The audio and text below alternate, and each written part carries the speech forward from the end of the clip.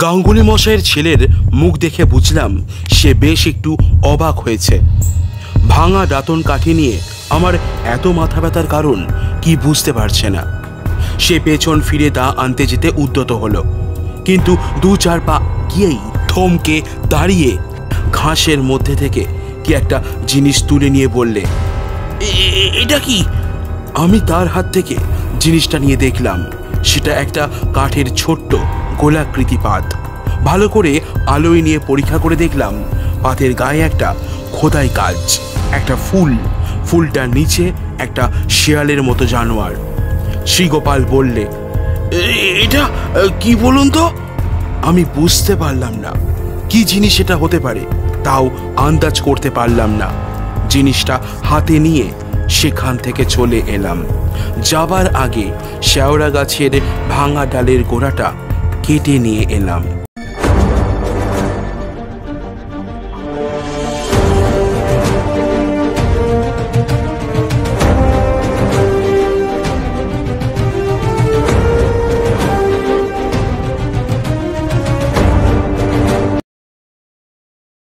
ধূমপান মদ্যপান স্বাস্থ্যের পক্ষে ক্ষতিকারক।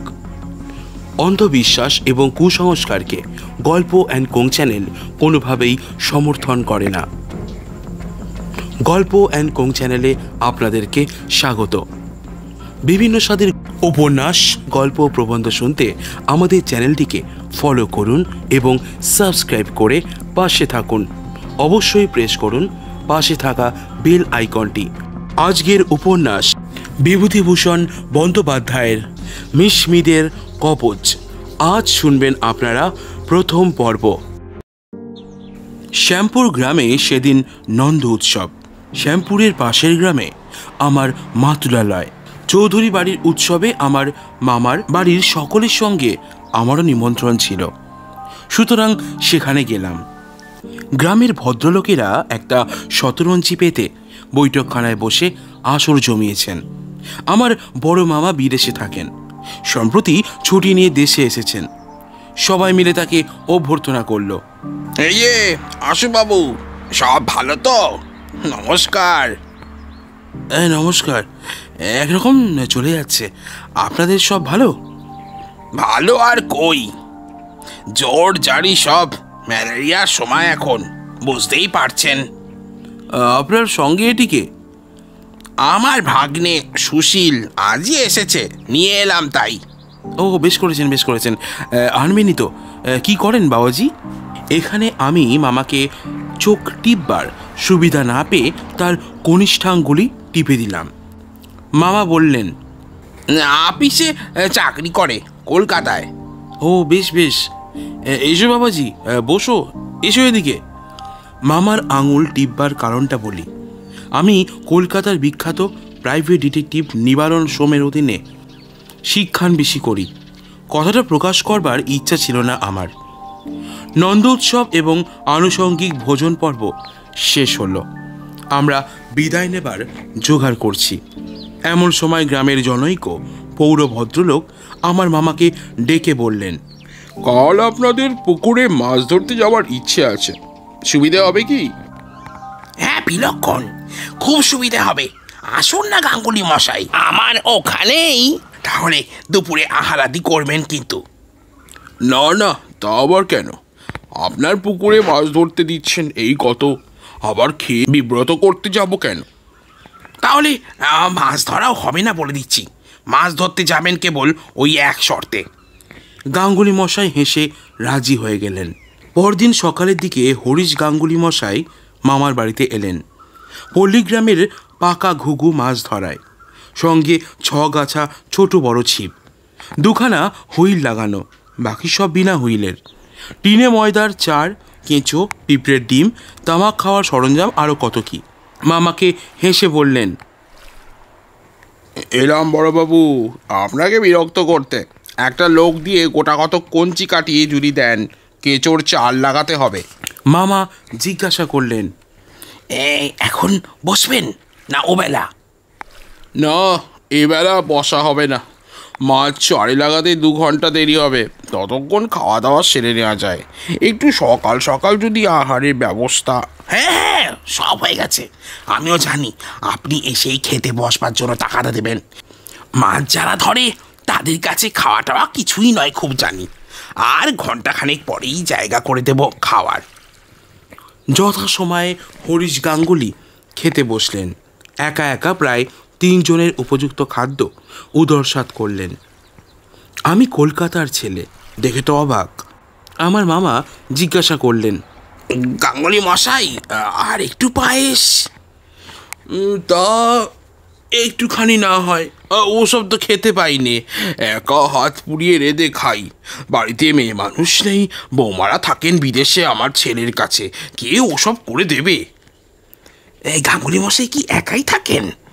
হ্যাঁ, একাই থাকি বই কি। ছেলেরা কলকাতায় চাকরি করে, আমার শহরে থাকা পোষায় না। তাছাড়া কিছু নগদি লেনদেনের কারবারও করি, প্রায় 3,000 টাকার ওপর। টাকায় 2 আনা মাসে সুদ। আপনার কাছে আর লুকিয়ে কি করব? কাজেই বাড়ি না থাকলে চলে কই? লোকে প্রায়ই আসছে টাকা দিতে নিতে। গাঙ্গুলি মশাই এই কথাগুলো যেন বেশ একটু গর্বের সঙ্গে বললেন। আমি পল্লীগ্রাম সম্বন্ধে তত অভিজ্ঞ না হলেও আমার মনে কেমন একটা অস্বস্তির ভাব দেখা দিলে। টাকা কড়ির কথা এভাবে লোকজনের কাছে বলে লাভ কি? বলা নিরাপদও নয়। শোভনতা ও রুচির কথা যদি বাদই দিই। গাঙ্গুলি মশাইকে আমার বেশ লাগলো। মাছ ধরতে ধরতে আমার সঙ্গে তিনি অনেক গল্প করলেন। থাকেন তিনি খুব সামান্যভাবে, কোনো আড়ম্বর নেই। খাওয়া দাওয়া বিষয়েও কোনো ঝঞ্ঝাট নেই তার। এই ধরনের অনেক কথাই হলো। মাছ তিনি ধরলেন বড় বড় 2, ছোট গোটা 4-5। আমার মামাকে অর্ধেকগুলি দিতে চাইলেন, মামা নিতে চাইলেন না। বললেন, কেন গাঙ্গুলি মশাই, পুকুরে মাছ ধরতে এসছেন, তার খাজনা নাকি?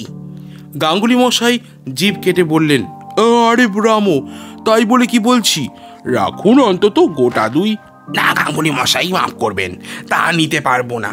ও নেয়ার নিয়ম নেই আমাদের। অজ্ঞতা গাঙ্গুলি মশাই চলে গেলেন। আমায় বলে গেলেন, তুমি বাবাজি একদিন আমার ওখানে যেও একটা ছুটিতে, তোমার সঙ্গে আলাপ করে বড় আনন্দ হলো আজ। কে জানতো যে তার বাড়িতে আমাকে অল্প দিনের মধ্যেই যেতে হবে, তবে সম্পূর্ণ অন্য কারণে, অন্য উদ্দেশ্যে। গাঙ্গুলি মশাইয়ের সঙ্গে খোশ গল্প করার জন্যে নয়। গাঙ্গুলি মশাই চলে গেলে আমি মামাকে বললাম, আপনি মাছ নিলেন না কেন? উনি দুঃখিত হলেন নিশ্চয়ই। মামা হেসে বললেন, তুমি জানো না, নিলেই দুঃখিত হতেন, উনি বড় কৃপণ। ও, তা কথার ভাবে বুঝেছি। কি করে বুঝলে? অন্য কিছু নয়, বউ ছেলেরা কলকাতা থাকে, উনি থাকেন দেশের বাড়িতে। একটা চাকর কি রাঁধুনি রাখেন না? হাত পুড়িয়ে এ বয়সে রেঁধে খেতে হয়, তাও শিকার, অথচ হাতে 2 পয়সা বেশ আছে। আর কিছু লক্ষ্য করলে? হ্যাঁ, বড় গল্প বলা স্বভাব। আমার ধারণা একটু বাড়িয়েও বলেন।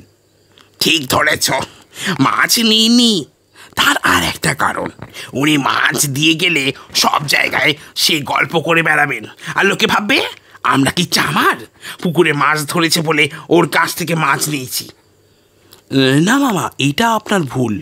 এই কথা ভাববার কারণ কি লোকেদের, তা কখনো কেউ ভাবে? হ্যাঁ, তা যাই হোক, মোটের ওপর আমি ওটা পছন্দ করি নে। উনি একটা বড় ভুল করেন মামাবাবু। টাকার কথা অমন বলে বেড়ান কেন? ওটা ওর স্বভাব, সর্বত্রই ওই করবেন। যেখানে বসবেন সেইখানেই টাকার গল্প করেও আজ আসছেন বহুদিন, দেখাতে চান হাতে 2 পয়সা আছে। আমার মনে হয় ও স্বভাবটা ভালো নয়, বিশেষ করে এই সব পাড়া গায়ে। একদিন আপনি একটু সাবধান করে দেবেন না? সে হবে না, তুমি ওকে জানো না, বড় একগুঁয়ে। কথা তো শুনবেনই না, আরও ভাববেন নিশ্চয়ই আমার কোনো মতলব আছে। আমি সেদিন কলকাতায় চলে এলাম বিকেলের ট্রেনে। আমার ওপরওয়ালা নিবারণবাবু লিখেছেন, খুব শিগগির আমায় একবার এলাহাবাদে যেতে হবে, বিশেষ একটা জরুরি কাজে। অফিসে যেতেই খবর পেলাম তিনি আর একটা কাজে 2 দিনের জন্য পাটনা গিয়েছেন চলে। আমার এলাহাবাদ যাবার খরচের টাকা ও একখানা চিঠি রেখে গিয়েছেন তার টেবিলের ড্রয়ারের মধ্যে। আমার কাছে তার ড্রয়ারের চাবি থাকে। ড্রয়ার খুলে চিঠিখানা পড়ে দেখলাম বিশেষ কোনো গুরুতর কাজ নয়। এলাহাবাদ গভর্নমেন্ট থাম ইমপ্রেশন ব্যুরোতে যেতে হবে কয়েকটি দাগি বদমাইশের বুড়ো আঙুলের ছাপের একটা ফটো নিতে। মিস্টার সোম বুড়ো আঙুলের ছাপ সম্বন্ধে একজন অভিজ্ঞ ব্যক্তি। এলাহাবাদের কাজ শেষ করতে আমার লাগলো মাত্র একদিন। 8-10 দিন রয়ে গেলাম তবুও। সেদিন সকালবেলা হঠাৎ মিস্টার সোমের এক টেলিগ্রাম পেলাম। একটা জরুরি কাজের জন্য আমায় সেই দিনই কলকাতায় ফিরতে লিখেছেন। আমি যেন এলাহাবাদে দেরি না করি। ভোরে হাওড়া ট্রেন এসে দাঁড়াতেই দেখি মিস্টার সোম প্ল্যাটফর্মেই দাঁড়িয়ে আছেন। আমি একটু অবাক হয়ে গেলাম, কারণ এরকম কখনো উনি আসেন না। আমায় বললেন, সুশীল, তুমি আজই মামার বাড়ি যাও। তোমার মামা কাল 2খানা আর্জেন্ট টেলিগ্রাম করেছেন তোমায় সেখানে যাবার জন্যে। আমি ব্যস্ত হয়ে বললাম, মামার বাড়ি কারো অসুখ? সবাই ভালো আছে তো? সেসব নয় বলেই মনে হলো, টেলিগ্রামের মধ্যে কারো অসুখের উল্লেখ নেই। কোনো লোক আসেনি সেখান থেকে? না, আমি তার করে দিয়েছি। তুমি এলাহাবাদে গিয়েছো, আজই তোমার ফিরবার তারিখটাও জানিয়ে দিয়েছি। আমি বাসায় না গিয়ে সোজা শিয়ালদা স্টেশনে চলে এলাম মামার বাড়ি যাওয়ার জন্যে। মিস্টার সোম আমার সঙ্গে এলেন শিয়ালদা পর্যন্ত। বারবার করে বলে দিলেন কোনো গুরুতর ঘটনা ঘটলে তাকে যেন খবর দিই। তিনি খুব উদ্বিগ্ন হয়ে রইলেন। মামার বাড়ি পা দিতেই বড় মামা বললেন, এই এসেছিস সুশীল? যাক, ও বড্ড ভাবছিলাম। কি ব্যাপার মামাবাবু, সবাই ভালো তো? এখানকার কিছু ব্যাপার নয়, শ্যামপুরের হরিশ গাঙ্গুলি মশাই খুন হয়েছেন, সেখানে এক্ষুনি যেতে হবে। আমি ভীত ও বিস্মিত হয়ে বললাম, গাঙ্গুলি মশাই? সেদিন যিনি মাছ ধরে গেলেন, খুন হয়েছেন? হ্যাঁ, চলো একবার সেখানে শিগগির সানাহার করে নাও, কারণ সারাদিনই হয়তো কাটবে সেখানে। বেলা 2টোর সময় শ্যামপুর এসে পৌঁছালাম। ছোট্ট গ্রাম, কখনো সেখানে কারো একটা ঘটি চুরি হয়নি, সেখানে খুন হয়ে গিয়েছে। সুতরাং গ্রামের লোকে দস্তুর মতো ভয় পেয়ে গেছে। গ্রামের মাঝখানে বারোয়ারি পূজা মণ্ডপে জড়ো হয়ে সেই কথারই আলোচনা করছে সবাই। আমার মামা এখানে এর পূর্বে অনেকবার এসেছিলেন এই ঘটনা উপলক্ষে। তা সকলের কথাবার্তা থেকে বোঝা গেল। আমার কথা বিশেষ কেউ জিজ্ঞেস করলে না, বা আমার সম্বন্ধে কেউ কোনো আগ্রহ দেখালে না। কেউ জানে না আমি প্রাইভেট ডিটেকটিভ মিস্টার সোমের শিক্ষানবিশ ছাত্র। এসব অজপাড়া গায়ে ওর নামই কেউ শোনেনি। আমাকে সেখানে কে চিনবে? মামা জিজ্ঞেস করলেন, এই লাশ নিয়ে গিয়েছে? ওরা বললে, আজ সকালে নিয়ে গেল, পুলিশ এসেছিল। আমি ওদের বললাম, ব্যাপার কিভাবে ঘটলো? আজ হলো শনিবার, কবে তিনি খুন হয়েছেন? গ্রামের লোকে যেরকম বললে তাতে মনে হলো সে কথা কেউ জানে না। নানা লোক নানা কথা বলতে লাগলো। পুলিশের কাছে ওরা এই রকমই বলে ব্যাপারটাকে রীতিমতো গোলমেলে করে তুলেছে। আমি আড়ালে মামাকে ডেকে নিয়ে বললাম, আপনি কি মনে করে এখানে এনেছেন আমায়? মামা বললেন, তুমি সব ব্যাপার শুনে নাও, চলো, অনেক কথা আছে। এই খুনের রহস্য তোমায় আবিষ্কার করতে হবে, তবে বুঝবো মিস্টার সোমের কাছে তোমায় শিক্ষানবিশ করতে দিয়ে আমি ভুল করিনি। এখানে কেউ জানে না তুমি কি কাজ করো, সে তোমার একটা সুবিধে। সুবিধেও বটে, আবার অসুবিধেও বটে। কেন? বাইরের বাজে লোককে কেউ আগ্রহ করে কিছু বলবে না। গোলমালে একটু থামলে একজন ভালো লোককে বেছে নিয়ে সব ঘটনা খুঁটিয়ে জানতে হবে।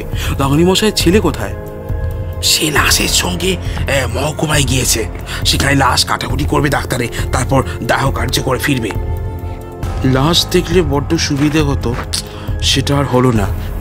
সেই জন্যই তো বলছি, তুমি কেমন কাজ শিখেছো এটা তোমার পরীক্ষা। এতে যদি পাস করো তবে বুঝবো তুমি মিস্টার সোমের উপযুক্ত ছাত্র, নয়তো তোমাকে আমি আর ওখানে রাখবো না, এ আমার এক কথা যেন। তারপর গাঙ্গুলি মশাইয়ের বাড়ি গেলাম। গিয়ে দেখি যেখানটাতে গাঙ্গুলি মশাইয়ের বাড়ি তার দুদিকে ঘন জঙ্গল। একদিকে দূরে একটা গ্রাম্য কাঁচা রাস্তা, একদিকে একটি হচ্ছে বাড়ি। আমি গাঙ্গুলি মশাইয়ের ছেলের কথা জিজ্ঞাসা করে জানলাম সে এখনো মহকুমা থেকে ফেরেনি। তবে একটি পৌরার সঙ্গে দেখা হলো। শুনলাম তিনি গাঙ্গুলি মশাইয়ের আত্মীয়া। তাকে জিজ্ঞাসা করলাম, গাঙ্গুলি মশাইকে শেষ দেখেছিলেন কবে? বুধবার। কখন? বিকেল 5টার সময়। কিভাবে দেখেছিলেন? সেদিন হাট বার ছিল।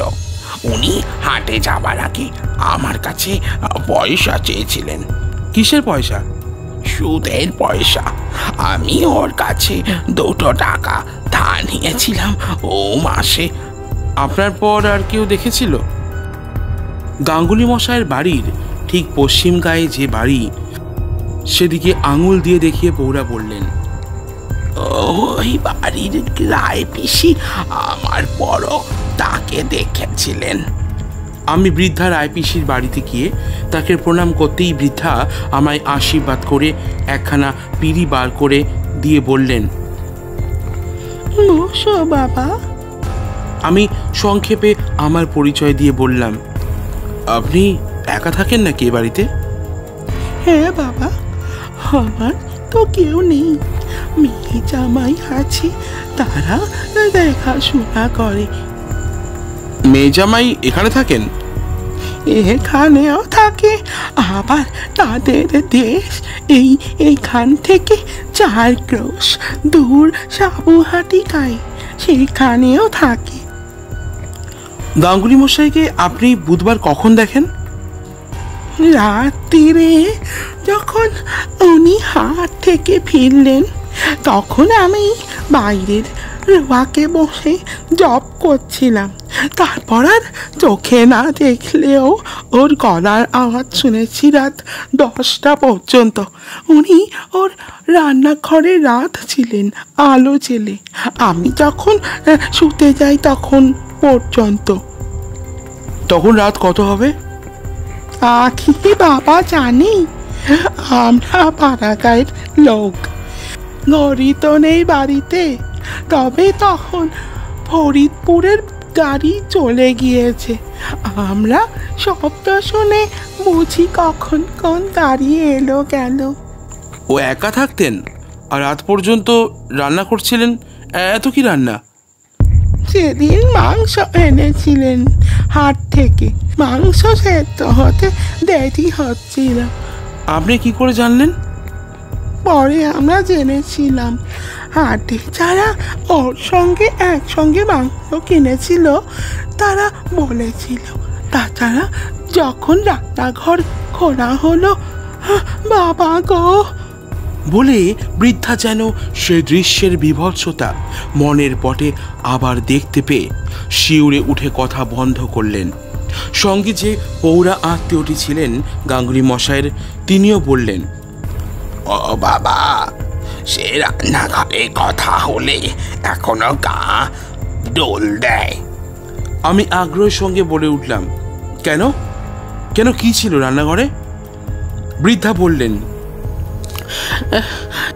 থালার চারদিকে ভাত ছড়ানো, মাংসের ছিপড়ে আর হাড়গোড় ছড়ানো, বাটিতে তখনও মাংস আর ঝোল রয়েছে।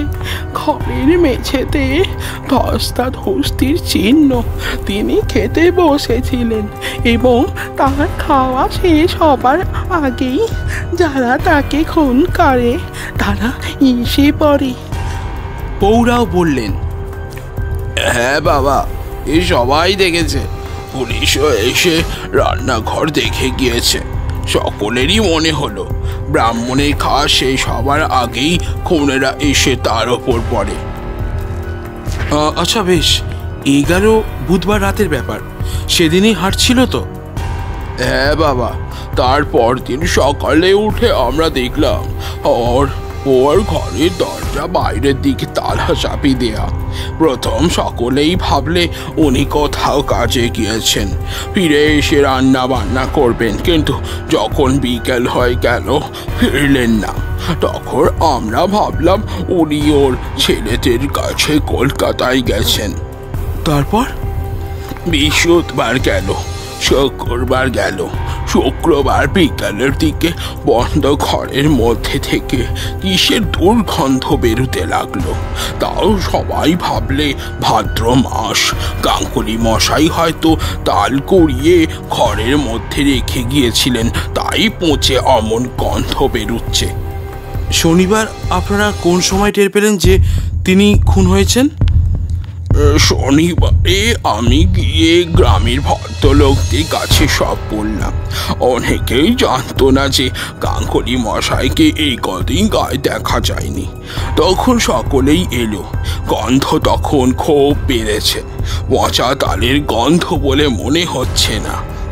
কি করলেন আপনারা? তখন সকলে জানালা খোলবার অনেক চেষ্টা করলে, কিন্তু সব জানালা ভেতর থেকে বন্ধ। দৌড় ভাঙাই সাব্যস্ত হলো। পরের ঘরে দৌড় ভেঙে ঢোকা ঠিক নয়। এরপর যদি তা নিয়ে কোনো কথা ওঠে, তখন চৌকিদার আর দফাদার ডেকে এনে তাদের সামনে দৌড় ভাঙা হলো। কি দেখা গেল?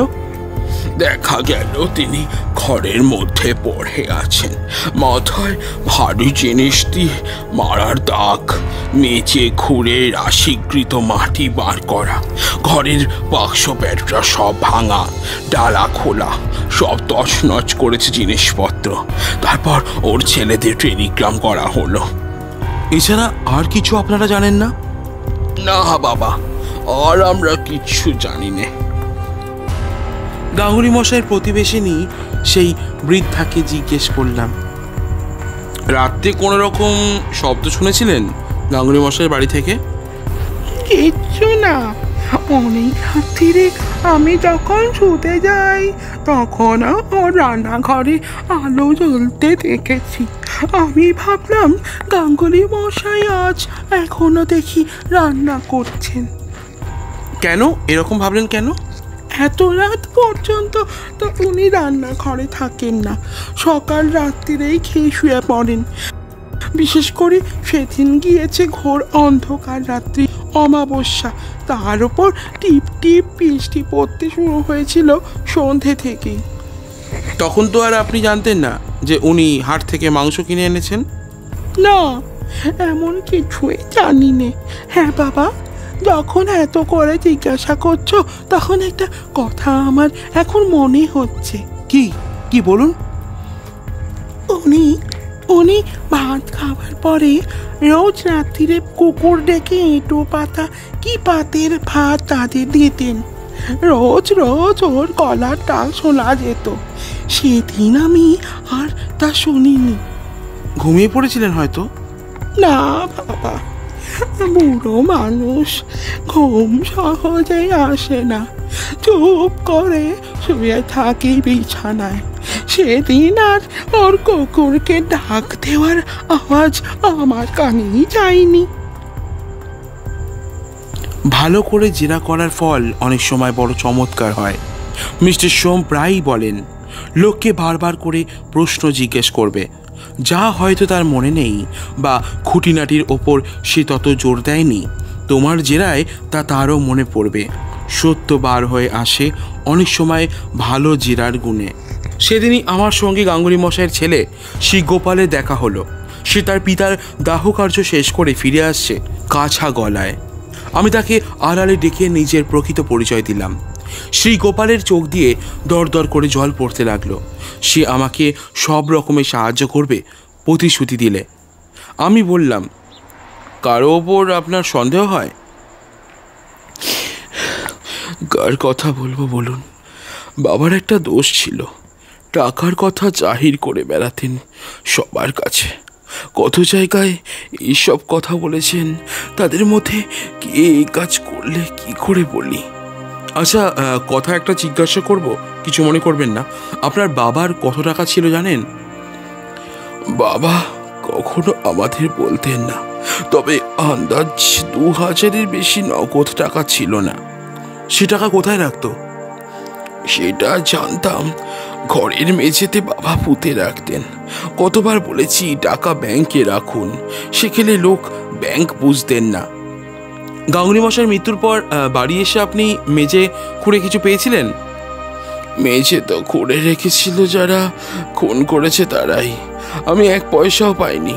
তবে একটা কথা বলি, 2000 টাকার সব টাকাই তো মেঝেতে পোতা ছিল না। বাবা টাকা ধার দিতেন কিনা, কিছু টাকা লোকজনকে ধার দেওয়া ছিল। কত টাকা আন্দাজ?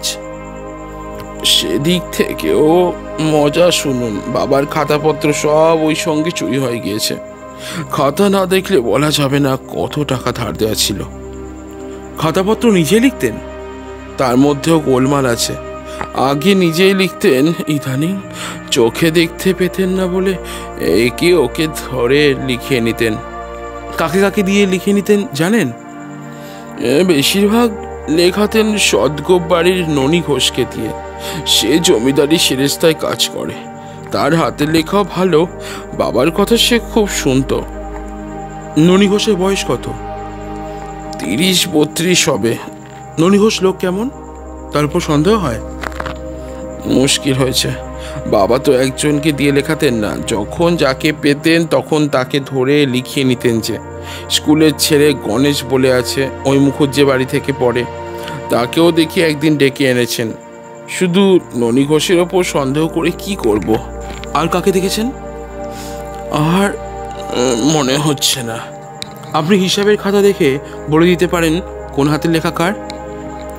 ননির হাতের লেখা আমি চিনি, তার হাতের লেখা বলতে পারি, কিন্তু সেই খাতাই বা কোথায়? খুনেরা সে খাতা তো নিয়ে গিয়েছে। কাকে বেশি টাকা ধার দেওয়া ছিল জানেন? কাউকে বেশি টাকা দিতেন না বাবা। 10, 5, 20, বড় জোর 30-এর বেশি টাকা একজনকেও তিনি দিতেন না। শ্যামপুরের জমিদার বাড়ি সেবেলা খাওয়া দাওয়া করলাম। একটা বড় চত্বর, তার চারিধারে নারকেল গাছের সারি, জামরুল গাছ, বোম্বাই আমের গাছ, আতা গাছ, বেশ ছায়া ভরা উপবন। যেন ডিটেকটিভগিরি করে হয়তো ভবিষ্যতে খাবো, তা বলে প্রকৃতির শোভা যখন মন হরণ করে, এমন মেঘ মেদুর বর্ষা দিনে গাছপালার শ্যামশোভা উপভোগ করতে ছাড়ি কেন? বসলুম এসে চত্বরের এক পাশে নির্জন গাছের তলায়। বসে বসে ভাবতে লাগলুম, কি করা যায় এখন? মামা বড় কঠিন পরীক্ষা আমার সামনে এনে ফেলেছেন। মিস্টার সোমের উপযুক্ত ছাত্র কিনা আমি, এবার তা প্রমাণ করার দিন এসেছে। কিন্তু বসে বসে মিস্টার সোমের কাছে যতগুলি প্রণালী শিখেছি খুনের কিনারা করবার, সবগুলি পাশ্চাত্য বৈজ্ঞানিক প্রণালী, স্কটল্যান্ড ইয়ার্ডের ডিটেকটিভের প্রণালী। এখানে তার কোনোটিই খাটবে না। আঙুলের ছাপ নেয়ার কোনো ব্যবস্থা তাড়াতাড়ি করা হয়নি। 7-8 দিন পরে এখন জিনিসপত্রের গায়ে খুনি আঙুলের ছাপ অস্পষ্ট হয়ে গিয়েছে। পায়ের দাগ সম্বন্ধেও ঠিক সেই কথা। খুন হবার পর এত লোক গাঙ্গুলি মশাইয়ের ঘরে ঢুকেছে, তাদের সকলের পায়ের দাগের সঙ্গে খুনির পায়ের দাগ একাকার হয়ে তালগোল পাকিয়ে গিয়েছে। গ্রামের কৌতূহলী লোকেরা আমায় কি বিপদেই ফেলেছে। তারা জানে না একজন শিক্ষানবিশ ডিটেকটিভের কি সর্বনাশ তারা করেছে।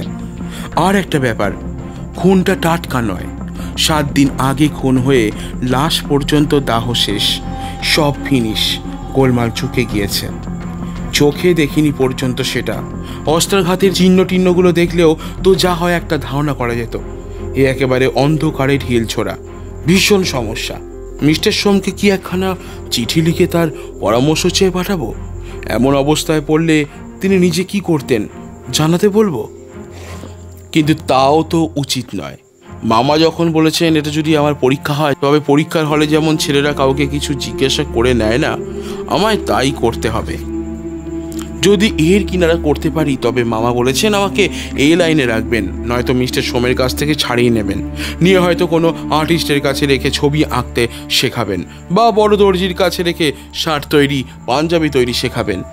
তবে শিক্ষানবিশের প্রথম পরীক্ষা হিসাবে পরীক্ষা যে বেশ কঠিন, এতে কোনো ভুল নেই। বসে বসে আরও অনেক কথা ভাবলুম।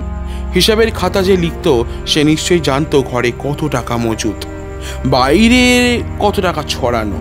তার পক্ষে জিনিসটা জানা যত সহজ, অপরের পক্ষে তত সহজ নয়। এ বিষয়েও একটা গোলমাল আছে। গাঙ্গুলি মশাই টাকার গর্ব মুখে করে বেড়াতেন যেখানে সেখানে। কত লোক শুনেছে, কত লোক হয়তো জানতো। একটা কথা আমার হঠাৎ মনে এলো, কিন্তু কাকে কথাটা জিজ্ঞাসা করি? ননি ঘোষের বাড়ি গিয়ে ননি ঘোষের সঙ্গে দেখা করা একবার বিশেষ দরকার। তাকে এ কথা জিজ্ঞাসা করতে হবে।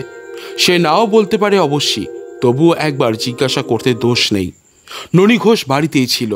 আমায় সে চেনে না একটু তাচ্ছিল ও ব্যস্ততার সঙ্গে বললে, কি দরকার বাবু? বাড়ি কোথায় আপনার? আমি বললাম, তোমার সঙ্গে দরকারি কথা আছে। ঠিক উত্তর দাও, মিথ্যে বলে বিপদে পড়ে যাবে। ননির মুখ শুকিয়ে গেল। দেখলাম সে ভয় পেয়েছে, বুঝেছে যে আমি গাঙ্গুলি মশাইয়ের খুন সম্পর্কে তদন্ত করতে এসেছি, নিশ্চয়ই পুলিশের খাদ্য পোশাক পরা ডিটেকটিভ। সে এবার বিনয়ে কাচুমাচু হয়ে বললে, বাবু যা জিজ্ঞাসা করেন করুন। গাঙ্গুলি মশাইয়ের খাতা তুমি লিখতে? ননি ইতস্তত করে বললে, তা আমিও লিখেছি দু একদিন। আর ওই গণেশ বলে একটা স্কুলের ছেলে আছে, তাকে দিয়েও। আমি ধমক দিয়ে বললাম, স্কুলের ছেলের কথা হচ্ছে না, তুমি লিখতে কি না? ননি ভয় ভয় বললে, আগে তা লিখতাম। কতদিন লিখছো? মিথ্যে কথা বললেই ধরা পড়ে যাবে, ঠিক বলবে। প্রায় লিখতাম, 2 বছর ধরে শিখছি। আর কে লিখতো? ওই যে স্কুলের ছেলে গণেশ। তার কথা ছেড়ে দাও, তার বয়স কত? 15-16 হবে। আর কে লিখতো? আর সরফরাজ তরফদার লিখতো, সে এখন। সরফরাজ তরফদারের বয়স কত? কি করে? সে এখন মারা গিয়েছে। বাদ দাও সে কথা। কতদিন মারা গিয়েছে? 2 বছর হবে। এবার একটা কথা জিজ্ঞাসা করি, গাঙ্গুলি মশাইয়ের কত টাকা বাইরে ছিল জানো? প্রায় 2000 টাকা। মিথ্যে বলো না, খাতা পুলিশের হাতে পড়েছে, মিথ্যে বলে মারা যাবে। না বাবু, মিথ্যে বলিনি, 2000 হবে। ঘরে মজুদ কত ছিল? তা জানি নে। আবার বাজে কথা, ঠিক বলো। বাবু আমায় মেরেই ফেলুন আর যাই করুন, মজুদ টাকা তো তা আমি কি করে বলবো? গাঙ্গুলি মশাই আমায় সে টাকা দেখায়নি তো, খাতায় মজুদ তবিল লেখা থাকতো না। একটা আন্দাজ তো আছে, আন্দাজ কি ছিল বলে তোমার মনে হয়? আন্দাজ 800-800 টাকা। কি করে আন্দাজ করলে? ওর মুখের কথা থেকেই তাই আন্দাজ হতো। গাঙ্গুলি মশাই মৃত্যুর কতদিন আগে তুমি শেষ খাতা লিখেছিলে? প্রায় 2 মাস আগে। 2 মাসের মধ্যে আমি খাতা লিখিনি, আপনার গায়ে হাত দিয়ে বলছি। তাছাড়া হাত বেরোলে হাতের লেখা দেখেই তা আপনি বুঝবেন। কোনো মোটা টাকা কি তার মরণের আগে কোনো খাতকে শোধ করেছিল বলে তুমি মনে করো? না বাবু, ঊর্ধ্ব সংখ্যা 30 টাকার বেশি তিনি কাউকে ধার দিতেন না, সেটা খুব ভালো করেই জানি। মোটা টাকা মানে 200-100 টাকা কাউকে তিনি কখনো দেননি। এমন তো হতে পারে 5 জন খাতকে 30 টাকা করে শোধ দিয়ে গেল একদিনে, 150 টাকা হলো। তা হতে পারে বাবু, কিন্তু তা সম্ভব নয়। একদিনে 5 জন খাতকে টাকা শোধ দেবে না। আর একটা কথা বাবু, চাষি খাতক সব, ভাদ্র মাসে ধান হবার সময় নয়। এখন যে চাষি প্রজারা টাকা শোধ দিয়ে যাবে তা মনে হয় না। ওরা শোধ দেয় পৌষ মাসে, আবার ধান নেয় ধান পাট বুনবার সময় চৈত্র বৈশাখ মাসে। এই সময় লেনদেন বন্ধ থাকে। কোনো কিছু সন্ধান পাওয়া গেল না ননির কাছে, তবুও আমার সন্দেহ সম্পূর্ণরূপে গেল না। ননি হয় সম্পূর্ণ নির্দোষ, নয়তো সে অত্যন্ত ধূর্ত। মিস্টার সোম একটা কথা সব সময় বলেন, বাইরের চেহারা বা কথাবার্তা দ্বারা কখনো মানুষের আসল রূপ জানবার চেষ্টা করো না, করলেই ঠকতে হবে। ভীষণ চেহারার লোকের মধ্যে অনেক সময় সাধু পুরুষ বাস করে, আবার অত্যন্ত সুশ্রী ভদ্রবেশী লোকের মধ্যে সমাজের কণ্টক স্বরূপ দানব প্রকৃতির বদমাইশ বাস করে। আমি যে কতবার দেখেছি। ননির বাড়ি থেকে ফিরে এসে গাঙ্গুলি মশাইয়ের বাড়ির পেছনটা একবার ভালো করে দেখবার জন্য গেলাম। গাঙ্গুলি মশাইয়ের বাড়িতে একখানা মাত্র খড়ের ঘর, তার সঙ্গে লাগোয়া ছোট্ট রান্নাঘর। রান্নাঘরের দরজা দিয়ে ঘরের মধ্যে যাওয়া যায়। এসব আমি গাঙ্গুলি মশাইয়ের ছেলের সঙ্গে ঘুরে ঘুরে দেখলাম। তাকে বললাম, আপনার পিতার হত্যাকারীকে যদি খুঁজে বার করতে পারি আপনি খুব খুশি হবেন। সে প্রায় কেঁদে ফেলে বললে, খুশি কি? আপনাকে 500 টাকা দেব। টাকা দিতে হবে না, আমায় সাহায্য করুন। আর কাউকে বিশ্বাস করতে পারি না, নিশ্চয়ই করব। বলুন কি করতে হবে? আমার সঙ্গে সঙ্গে আসুন আপাতত, তারপর বলবো যখন যা করতে হবে। আচ্ছা চলুন তো বাড়ির পেছন দিকটা একবার দেখি। বড্ড জঙ্গল, যাবেন ওদিকে? জঙ্গল দেখলে তো আমাদের চলবে না, চলুন দেখি। সত্যই ঘন আগাছার জঙ্গল আর বড় বড় বন গাছের ভিড় বাড়ির পেছনেই, পাড়াগায় যেমন হয়ে থাকে। বিশেষ করে এই শ্যামপুরে জঙ্গল একটু বেশি। বড় বড় ভিটে লোকশূন্য ও জঙ্গলাবৃত হয়ে পড়ে আছে বহুকাল থেকে। ম্যালেরিয়ার উৎপাতে দেশ উৎসন্ন হয়েছিল 20-30 বছর আগে। এখন পাড়ায় পাড়ায় নলকূপ হয়েছে। জেলা বোর্ডের অনুগ্রহে ম্যালেরিয়াও অনেক কমেছে, কিন্তু লোক আর ফিরে আসেনি। জঙ্গলের মধ্যে বর্ষার দিনে মশার কামড় খেয়ে হাত পা ফুলে উঠল। আমি প্রত্যেক স্থান তন্ন তন্ন করে দেখলাম। 7-8 দিনের পূর্বের ঘটনা। পায়ের চিহ্ন যদি কোথাও থাকতে পারে তবে এখানেই তা থাকা সম্ভব। কিন্তু জায়গাটা দেখে হতাশ হতে হলো।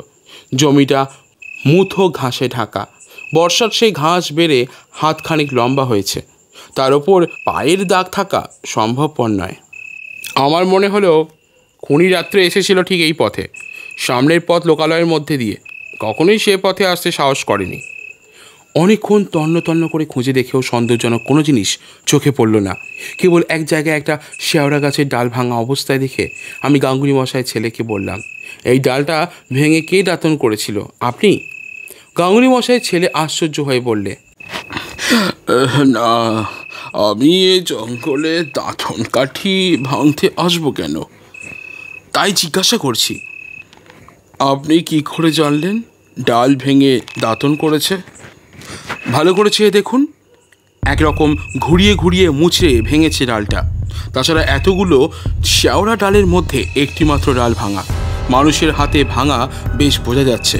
দাঁতন কাঠি সংগ্রহ ছাড়া অন্য কী উদ্দেশ্যে এইভাবে একটা ডাল কেউ ভাঙতে পারে? আপনার দেখবার চোখ তো অদ্ভুত। আমার তো মশাই ও চোখেই পড়তো না। আচ্ছা, দেখে বলুন তো, কদিন আগে এই ডালটা ভাঙা হয়েছে? অনেক দিন আগে। খুব বেশি দিন আগে না। মোচড়ানো অংশের গোড়াটা দেখে মনে হয় 6-7 দিন আগে। এর চেয়েও নিখুঁতভাবে বলা যায়। ওই অংশের সেলুলোজ অনুবীক্ষণ দিয়ে পরীক্ষা করলে ধরা পড়বে। আমি এই গাছের ভাঙা ডালটা কেটে নিয়ে যাব। একটা দা আনুন তো দয়া করে। গাঙ্গুলি মশাইয়ের ছেলের মুখ দেখে বুঝলাম সে বেশ একটু অবাক হয়েছে।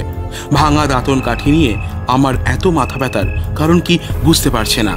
সে পেছন ফিরে দা আনতে যেতে উদ্যত হলো, কিন্তু 2-4 পা গিয়েই থমকে দাঁড়িয়ে ঘাসের মধ্যে থেকে কি একটা জিনিস হাতে তুলে নিয়ে বললে, এটা কি? আমি তার হাত থেকে জিনিসটা নিয়ে দেখলাম সেটা একটা কাঠের ছোট্ট গোলাকৃতি পাত। ভালো করে আলোয় নিয়ে পরীক্ষা করে দেখলাম পাতের গায়ে একটা খোদাই কাজ, একটা ফুলটার নিচে একটা শিয়ালের মতো জানোয়ার। শ্রী গোপাল বললে, এটা কি বলুন তো? আমি বুঝতে পারলাম না কি জিনিস এটা হতে পারে, তাও আন্দাজ করতে পারলাম না। জিনিসটা হাতে নিয়ে সেখান থেকে চলে এলাম। যাবার আগে শেওড়া গাছের ভাঙা ডালের গোড়াটা কেটে নিয়ে এলাম। শুনছেন বিভূতিভূষণ বন্দ্যোপাধ্যায়ের লেখা উপন্যাস মিশমিদের কবচ। আজ শুনছেন আপনারা প্রথম পর্ব। আমাদের চ্যানেলটিকে সাবস্ক্রাইব না করে থাকলে এখনই করে নিন। পরদিন থানায় গিয়ে দারোগা বাবুর সঙ্গে দেখা করে আমার পরিচয় দিলাম। তিনি আমায় সমাদর করে বসালেন। আমায় বললেন তার দ্বারা যতদূর সাহায্য হওয়া সম্ভব তা তিনি করবেন। আমি বললাম, আপনি এই সম্বন্ধে কিছু তদন্ত করেছেন? তদন্ত করা শেষ করেছি, তবে আসামি বার করা ডিরেক্টলি ভিন্ন সম্ভব নয় এই ক্ষেত্রে। ননী ঘোষকে আমার সন্দেহ হয়। আমারও হয়, কিন্তু ওর বিরুদ্ধে প্রমাণ সংগ্রহ করা সহজ হবে না। ওকে চালান দিন না, ভয় খেয়ে যাক। খুনের রাত্রে ও অনুপস্থিত ছিল, কোথায় ছিল তার সন্তোষজনক প্রমাণ দিতে পারিনি। আপনি ওকে চালান দিতে পরামর্শ দেন? হ্যাঁ, দিলে ভালো হয়। এর মধ্যে আর একটা উদ্দেশ্য আছে, বুঝেছেন নিশ্চয়ই। দারোগাবাবু হেসে বললেন, এতদিন পুলিশের চাকরি করে তার বুঝিনি মশাই। ওকে চালান দিলে সত্যিকার হত্যাকারী কিছু অসতর্ক হয়ে পড়বে এবং যদি গা ঢাকা দিয়ে থাকে তবে বেরিয়ে আসবে, এই তো? হ্যাঁ, ঠিক তাই। যদিও ননী ঘোষকে আমি বেশ সন্দেহ করি। লোকটা ধূর্ত প্রকৃতির। কাল আমি লোকজন নিয়ে গ্রামে গিয়ে ডেকে বলবো, ননীকে কালই চালান দেব। চালান দেওয়ার সময় গ্রামের সব লোকের সেখানে উপস্থিত থাকা দরকার। দারোগাবাবু বললেন, ও দাঁড়ান, একটা কথা আছে। হিসেবের খাতার একখানা পাতা সেদিন কুড়িয়ে পেয়েছিলাম গাঙ্গুলি মশাইয়ের ঘরে। পাতাখানা একবার দেখুন। একখানা হাত চিঠে কাগজের পাতা নিয়ে এসে দারোগাবাবু আমার হাতে দিলেন। আমি হাতে নিয়ে বললাম, এ তো ননীর হাতের লেখা নয়, না, এই গণেশের হাতের লেখাও নয়। সরফরাজ তরফদারও নয়, কারণ সে মারা যাওয়ার পরে এ লেখা। তারিখ দেখুন। তবে খুনের অনেক দিন আগে এ লেখা হয়েছে, 4 মাসেরও বেশি আগে। ব্যাপারটা ক্রমশ জটিল হয়ে পড়ছে মশাই। আমি একটা জিনিস আপনাকে তবে দেখাই। দারোগা বাবুর হাতে কাঠের পাত্তা দিয়ে বললাম, এই জিনিসটা দেখুন। দারোগা বাবু সেটা হাতে নিয়ে বললেন, কি এটা? কি জিনিসটা তা ঠিক বলতে পারবো না, তবে গাঙ্গুলি মশাইয়ের বাড়ির পেছনের জঙ্গলে এটা কুড়িয়ে পেয়েছি। আর একটা জিনিস দেখুন বলে শ্যাওড়া ডালের গোড়াটা তার হাতে দিতেই তিনি অবাক হয়ে আমার মুখের দিকে চেয়ে বললেন, এ তো একটা শুকনো গাছের ডাল, এতে কি হবে? ওতেই একটা মস্ত সন্ধান দিয়েছে। জানেন, যে খুন করেছে সে ভোর রাত পর্যন্ত গাঙ্গুলি মশাইয়ের বাড়ি ছাড়েনি।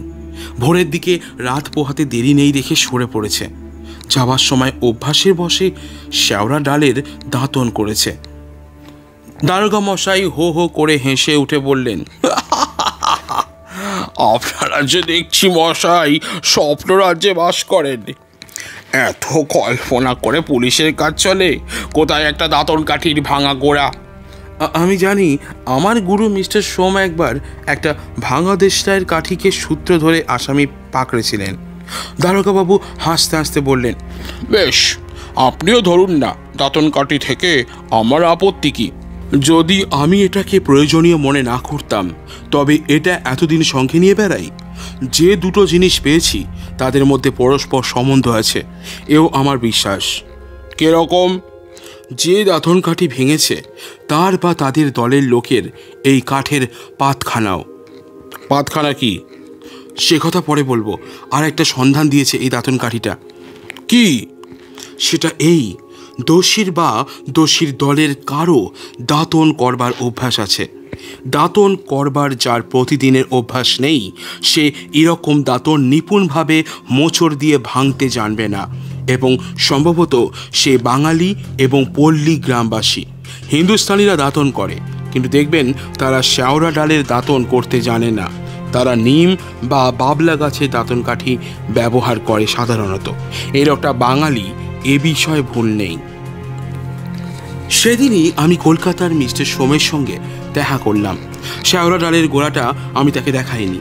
কাঠের পাত্তা তার হাতে দিয়ে বললাম, এটা কি বলে আপনি মনে করেন? তিনি জিনিসটা দেখে বললেন, এ তুমি কোথায় পেলে? সে কথা আপনাকে এখন বলবো না, ক্ষমা করবেন। এটা আসামে মিশমি জাতির মধ্যে প্রচলিত রক্ষা কবচ। দেখবে, আমার কাছে আছে। মিস্টার সোমের বাড়িতে নানান দেশের অদ্ভুত জিনিসের একটা প্রাইভেট মিউজিয়াম মতো আছে। তিনি তার সংগৃহীত দ্রব্যগুলির মধ্য থেকে সেই রকম একটা কাঠের পাত এনে আমার হাতে দিলেন। আমি বললাম, আপনারটা একটু বড়, কিন্তু চিহ্ন একই, ফুল আর শেয়াল। ওটা ফুল নয়, নক্ষত্র, দেবতার প্রতীক। আর নিচে উপাসনাকারী মানুষের প্রতীক পশু। কোন দেশের জিনিস বললেন? নাগা পর্বতের নানা স্থানে এই কবচ প্রচলিত, বিশেষ করে ডিব্রু সদিয়া অঞ্চলে। আমি তার হাত থেকে আমার পাতটা নিয়ে তারপর বললাম, এই শ্যাওড়া ডালটা কদিনের ভাঙা বলে মনে হয়? তিনি বললেন, ভালো করে দেখে দেব? আচ্ছা, বসো। সেটা নিয়ে ঘরের মধ্যে ঢুকে একটু পরে ফিরে এসে বললেন, 8-9 দিনের আগে ভাঙা। আমি তার কাছ থেকে বিদায় নিয়ে চলে এলাম নিজের বাসায়। আমার মনে একটা বিশ্বাস ক্রমশ দৃঢ়তর হয়ে উঠেছে। গাঙ্গুলি মশাইকে খুন করতে এবং খুনের পরে তার ঘরের মধ্যে খুঁড়ে দেখতে খুনির লেগেছিল সারা রাত। যুক্তির দিক থেকে হয়তো এর অনেক দোষ বার করা যাবে, কিন্তু আমি অনেক সময় অনুমানের ওপর নির্ভর করে অগ্রসর হয়ে সত্যের সন্ধান পেয়েছি। কিন্তু ননী ঘোষকে আমি এখনও রেহাই দিইনি। শ্যামপুরে ফিরেই আমি আবার তার সঙ্গে দেখা করলাম। আমায় দেখে ননীর মুখ শুকিয়ে গেল, তাও আমার চোখ এড়ালো না। বললাম, শোনো ননী, আবার এলাম তোমায় জ্বালাতে, কতগুলো কথা জিজ্ঞাসা করব। কে? বলুন। গাঙ্গুলি মশাই যেদিন খুন হয় সে রাতে তুমি কোথায় ছিলে? ননীর মুখ বিবর্ণ হয়ে গেল। বললে, আগে বলো কোথায় ছিলে? বাড়ি ছিলে না? আগে না, সামটায় শ্বশুর বাড়ি যেতে যেতে সেদিন দেবনাথপুরের হাটতলায় রাত কাটাই। কেউ দেখেছে তোমায়? ননি বললে। আগে তার যদিও দেখেনি। কেন দেখেনি? রাত হয়ে গেল দেখে ওখানে আশ্রয় নিয়েছিলাম, তখন কেউ সেখানে ছিল না। খেয়াঘাট পার হওনি দেবনাথপুরে? হ্যাঁ বাবু, অনেক লোক একসঙ্গে পার হয়েছিল, আমায় তো পাটনি চিনে রাখেনি। বাড়ি এসেছিলে কবে? শনিবার দুপুরবেলা। গাঙ্গুলি মশাই খুন হয়েছেন কার মুখে শুনলে? আগে গায়ে ঢোকেই মাঠে কাপালিদের মুখে শুনি। কার মুখে শুনেছিলে তার নাম বলো। আগে ঠিক মনে হচ্ছে না, বোধহয় হিরু কাপালি। তার কাছে গিয়ে প্রমাণ করে দিতে পারবে? ননি ইতস্তত করে বললে। আগে ঠিক তো মনে নেই, যদি হিরু না হয়। ননির কথায় আমার সন্দেহ আরও বেশি হলো। সে রাতেও ঘরে ছিল না, অথচ কোথায় ছিল তা পরিষ্কার প্রমাণও দিতে পারছে না। গোপনে সন্ধান নিয়ে আরও জানলাম ননি সম্প্রতি কলকাতায় গিয়েছিল, আজ 2 দিন হলো এসেছে। ননিকে জিজ্ঞাসা করে কোনো লাভ নেই, ও সত্যি কথা বলবে না। একটা কিছু কাণ্ড ও ঘটাচ্ছে নাকি তলে তলে, কিছু বোঝা যাচ্ছে না। 2 দিন পরে শ্রীগোপাল এসে আমায় খবর দিলে গ্রামের মহিন স্যাঁকড়াকে সে ডেকে এনেছে। আমার সঙ্গে দেখা করবে, বিশেষ কাজ আছে। মহিন স্যাঁকড়ার বয়স প্রায় 50-এর ওপর, নিতান্ত ভালো মানুষ, গ্রাম্য স্যাঁকড়া। ঘোর প্যাঁচ জানে না বলেই মনে হলো। শ্রীগোপালকে বললাম, এ কি কেন এনেছো? এ কি বলছে শুনুন। কি মহিন? বাবা, নরেন ঘোষ আমার কাছে 11 ভরি সোনার তাবিজ আর হার তৈরি করে নিয়েছে, আজ 3-4 দিন আগে। দাম কত? 27 টাকা করে ভরি, হিসেব করুন। টাকা নগদ দিয়েছিলে? হ্যাঁ বাবু। সে টাকা তোমার কাছে আছে? নোট না নগদ? নগদ টাকা নেই বাবু, তাই নিয়ে মহাজনের ঘর থেকে সোনা কিনে এনে গহনা করি। 2-1 টাকাও নেই? না বাবু। তোমার মহাজনের কাছে আছে? বাবু, রানাঘাটের শীতল পোদ্দারের দোকানে কত সোনা কিনা বেচা হচ্ছে দিনে, আমার সে টাকা কি আর তারা বসিয়ে রেখেছে? শীতল পোদ্দার নাম? আমার সঙ্গে তুমি চলো রানাঘাটে আজই। বেলা 3টে ট্রেনে মহিন স্যাঁকড়াকে নিয়ে রানাঘাটে শীতল পোদ্দারের দোকানে হাজির হলাম। সঙ্গে মহিনকে দেখে বুড়ো পোদ্দার মশাই ভাবলে বড় খরিদ্দার একজন এনেছে মহিন। তাদের আদর অভ্যর্থনাকে উপেক্ষা করে আমি আসল কাজের কথা পারলাম একটু কড়া রুক্ষ স্বরে। বললাম, সেদিন এই মহিন আপনাদের ঘরে সোনা কিনে এনেছিল 11 ভরি। পোদ্দারের মুখ বিবর্ণ হয়ে উঠল ভয়ে, ভাবলে এ নিশ্চয়ই পুলিশের হাঙ্গামা। সে ভয়ে ভয়ে বললে, হ্যাঁ বাবু, কিনেছিল। টাকা নগদ দেয়? তা দিয়েছিল। সে টাকা আছে? না বাবু, টাকা কখনো থাকে? আমাদের বড় কারবার, কোথাকার টাকা কোথায় গিয়েছে? আমিও ওকে ভয় দেখানোর জন্যে কড়া সুরে বললাম, ঠিক কথা বলো, টাকা যদি থাকে আনিয়ে দাও, তোমার ভয় নেই। চুরির ব্যাপারে নয়, মহিনের কোনো দোষ নেই। তোমাদের কোনো পুলিশের হাঙ্গামা পড়তে হবে না, কেবল কোর্টে সাক্ষী দিতে হতে পারে। টাকা বার করো। মহিনও বললে, পোদ্দার মশাই, আমাদের কোনো ভয় নেই। বাবু বলেছেন টাকা যদি থাকে দেখান বাবুকে। পোদ্দার বললে, কিন্তু বাবু একটা কথা, টাকা তো সব সমান, টাকার গায়ে কি নাম লেখা আছে? সে কথায় তোমার দরকার নেই, নাম লেখা থাক বা না থাক, টাকা তুমি বার করো। শুনছিলেন বিভূতিভূষণ বন্দ্যোপাধ্যায়ের লেখা উপন্যাস মিশমিদের কবচ। আজ শুনলেন প্রথম পর্ব। দ্বিতীয় পর্ব শোনার জন্য অবশ্যই আমাদের চ্যানেলটিকে ফলো করুন এবং সাবস্ক্রাইব করে পাশে থাকুন। দেখা হচ্ছে আপনাদের সাথে এই উপন্যাসের দ্বিতীয় পর্ব নিয়ে। ভালো থাকবেন আপনারা সবাই।